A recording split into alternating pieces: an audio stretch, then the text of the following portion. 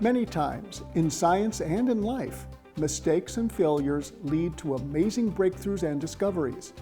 That's why Minchville High School's lead science teacher, Ashley Chassard, empowers her students to learn from their mistakes, problem solve, and embrace the scientific quest for answers. This school year, Minchville students enrolled in Honors Molecular Cell Biology spent the first semester learning about biochemistry, various lab techniques, and the inquiry nature of the scientific process.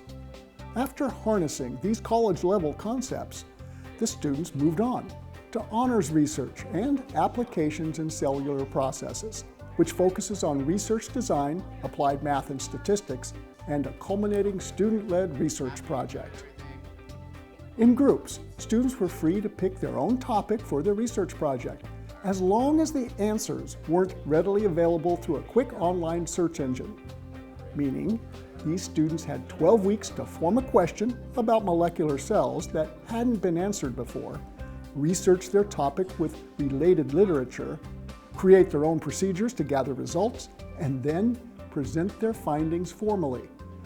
The 4 student groups decided to use zebrafish to conduct 4 different studies, including the implications of steroids on the health of the heart, the effect of alcohol on the neurological development of embryos, how motor functions are affected by common substances consumed by teenagers, including nicotine, red dye 3, and caffeine, and if certain antihistamines could improve the symptoms of Parkinson's disease.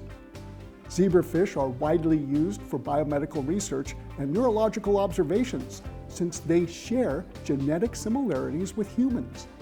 Also, their embryos and larvae are transparent, allowing direct observation of brain development, and they grow quickly, enabling efficient and timely studies. With their topics chosen, the teams had to design, plan, budget, and then run their experiments.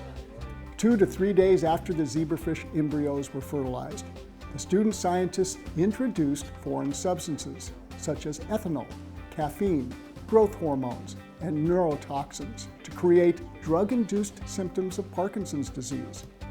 With no lab sheet or discussion questions to guide their exploration, students relied on trial and error, learned from mistakes and miscalculations, and dealt with time and budget constraints.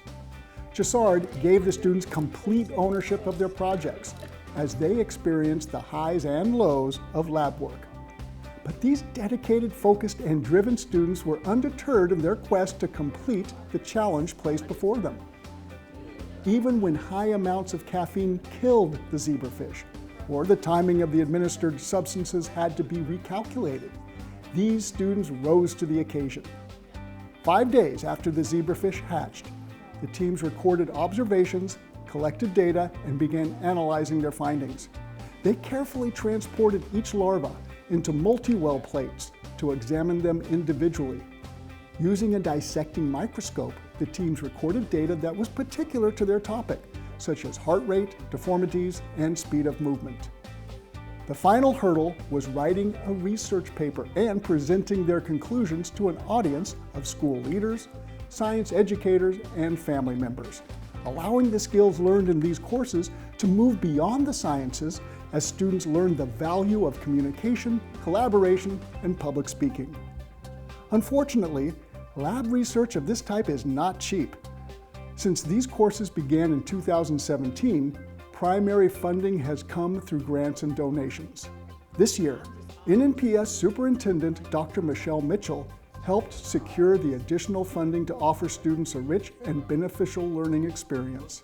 Through this intensive lab-based research project, these Minchville students gained far more than content knowledge. Instead, they acquired real-world science skills and a higher level of critical thinking to prepare them for immediate success in college and a variety of careers in STEM-related fields.